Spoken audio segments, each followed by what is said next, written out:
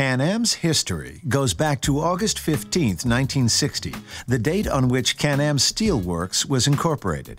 At that time, the company was 50% owned by Roger Dutil and Gilberte Lacroix, with the other 50% owned by American investors.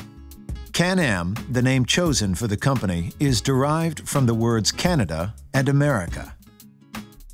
Construction of the first plant, 400 feet long by 32 feet wide, began in St. Gideon in the fall of 1960 and continued into the winter. Joist production officially began on May 5, 1961.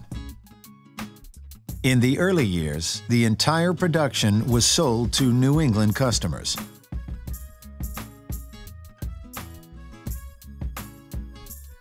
The first year, a dozen or so seasonal assemblers and welders manufactured approximately 2,000 tons of joists.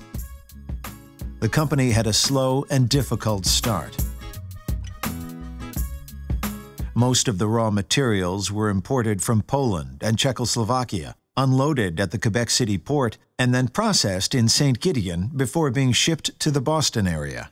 Marcel Dutil began working at the St. Gideon plant in 1961, first as an assembler welder and then as an evening shift foreman.